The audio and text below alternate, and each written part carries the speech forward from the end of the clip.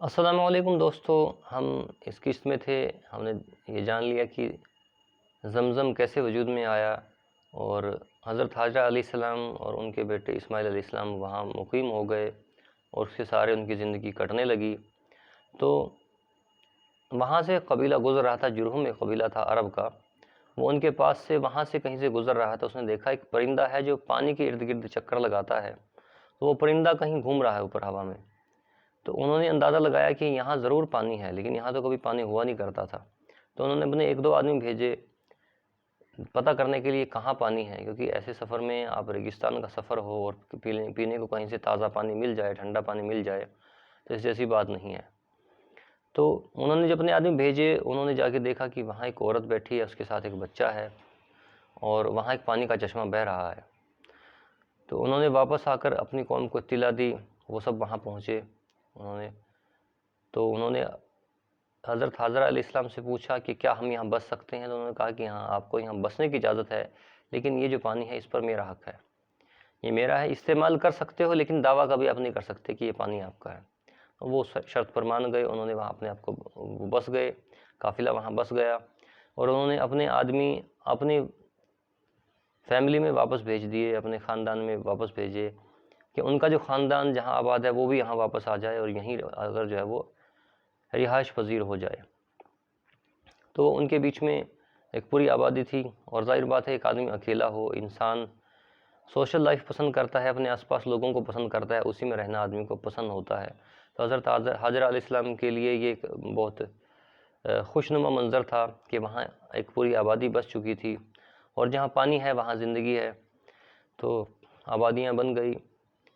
اب حضرت اسماعیل علیہ السلام بڑے ہو گئے، ان کے جو اخلاق تھے وہ لوگوں کو پسند آئے اور لوگوں کے پسندیدہ وہ ہو چکے تھے۔ تو بڑے ہو گئے تھے، جوان ہو گئے تھے، اور انہوں نے اسی قوم کی جرہم قبیلے کی ایک عورت سے شادی کر لی۔ حضرت حاجرہ علیہ السلام کا اس وقت تک انتقال ہو چکا تھا، اور جو قربانی والا جو مسئلہ ہے، جو حضرت اسماعیل علیہ السلام کی قربانی کا جو معاملہ پیش آیا تھا وہ بھی ہو چکا تھا، اس سے بھی وہ دور سے باہر نکل چکے تھے۔ تو ابراہیم علیہ السلام آتے ہیں، تو اسماعیل علیہ السلام اس وقت حاضر نہیں تھے، ان کے گھر پر دستک دیتے ہیں، تو ان کی بیوی جو ہیں وہ آتی ہیں، ان سے پوچھتے ہیں کہ اسماعیل کہاں ہے؟ تو انہوں نے کہا کہ وہ کھانے کی تلاش میں گئے ہیں، شکار کرتے ہیں اور اسی سے ہمارا گزارا ہوتا ہے۔ تو پوچھا کہ تمہاری زندگی کیسی کٹ رہی ہے؟ انہوں نے کہا کہ بڑی مفلسی ہے، بڑی تنگی ہے، بڑی بے حالی ہے۔ تو انہوں نے کہا کہ جب وہ آئیں تو ان کو میرا سلام بولنا اور یہ کہنا کہ اپنے گھر کی چوکھٹ بدل دیں۔ تو وہ چلے گئے۔ اسماعیل علیہ السلام جب واپس آئے تو انہوں نے محسوس کیا کہ کوئی آیا تھا، انہوں نے آثار محسوس کیے کسی کے آنے کے۔ تو پوچھا کہ کیا کوئی آیا تھا؟ تو بیوی نے کہا ہاں، ایک بوڑھا آدمی آیا تھا، اس نے تمہارے لیے سلام بولا ہے، اس نے یہ کہا ہے کہ اپنے گھر کی چوکھٹ بدل دینا۔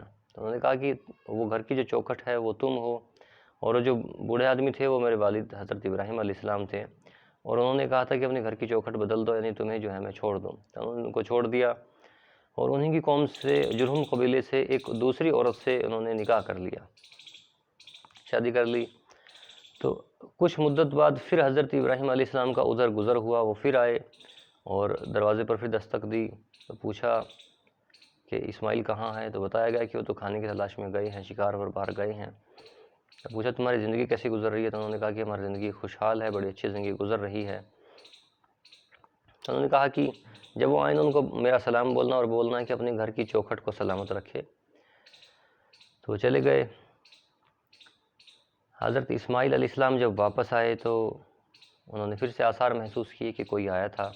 تو پوچھا کیا کوئی آیا تھا؟ تو انہوں نے کہا ہاں، ایک بڑے خوبصورت بزرگ آئے تھے، اور انہوں نے آپ کو سلام بولا ہے اور یہ کہا ہے کہ اپنے گھر کی چوکھٹ کو سلامت رکھنا۔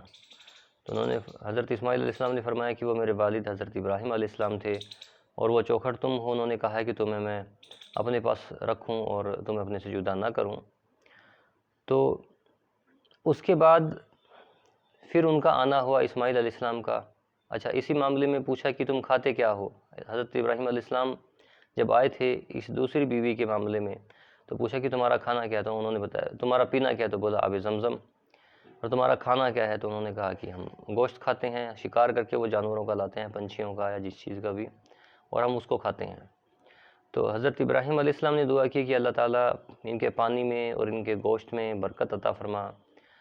اناج ان کے پاس نہیں تھا، اگر اناج ہوتا تو وہ اس کے لیے بھی دعا کرتے، لیکن اناج نہیں تھا۔ تو یہ فرمایا ہے کہ مکہ ہی وہ شہر ہے جہاں آپ اگر گوشت مسلسل کھاؤ گے، لگاتار کھاؤ گے، دن رات کھاؤ گے، تو وہاں کے لیے موافق اس کو کر دیا گیا ہے حضرت ابراہیم علیہ السلام کی دعا کی برکت سے۔